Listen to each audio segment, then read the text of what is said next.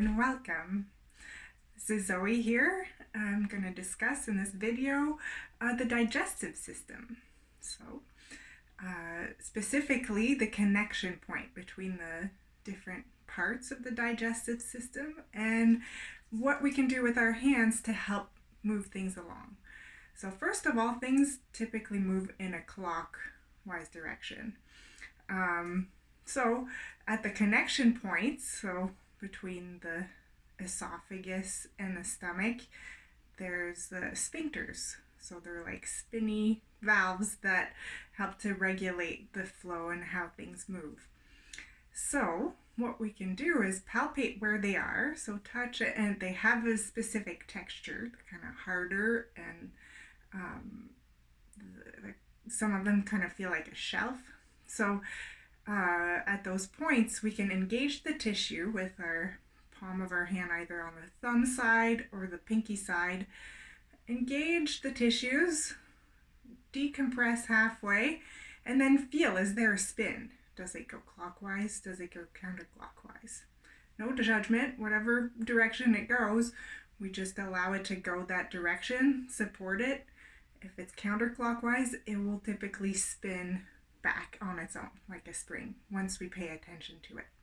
So I'm going to go through the different locations. I'm going to draw them on myself so you can have a visual of how this goes, okay? So here we go. So the first sphincter, if we feel our ribs here, there's a pointy bit right in the middle here, just to the left of that. That's the seventh rib. I'm going to draw it on here. Here's the first sphincter. It's called the cardiac sphincter, close to the heart, where the esophagus goes into the stomach. So what we do is we compress, decompress, feel, is it going clockwise? Good. If it's going clockwise, that's usually most comfortable.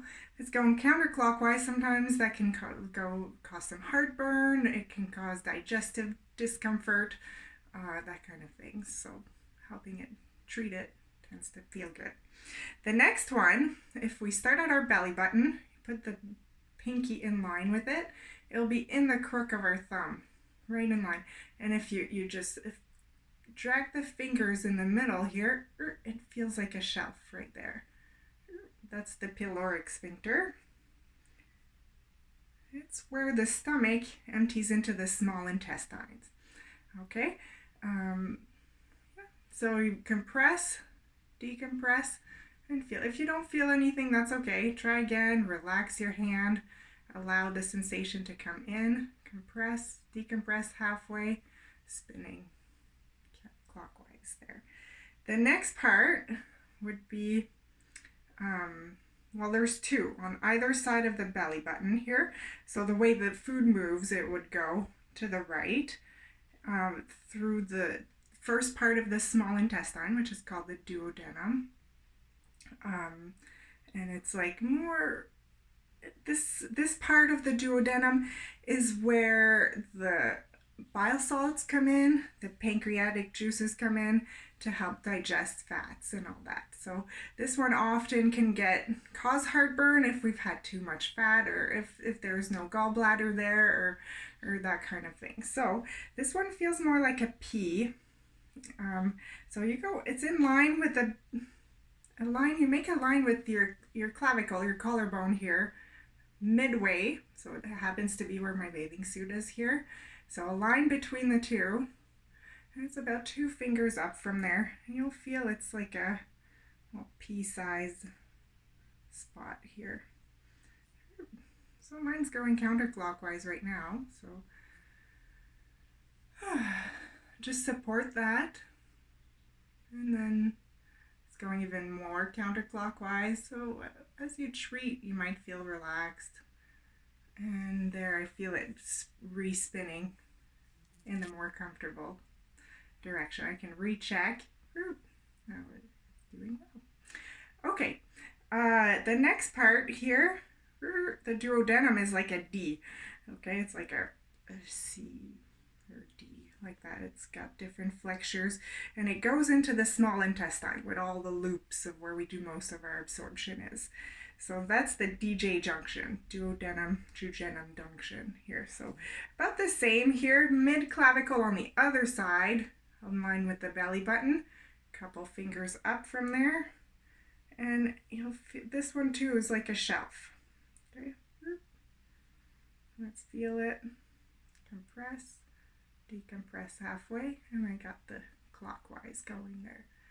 The last sphincter we're going to look at today is where, after all the loops of the small intestine, on the right side where the hip is, there at the junction where it goes into the large intestine, where most of the water is absorbed.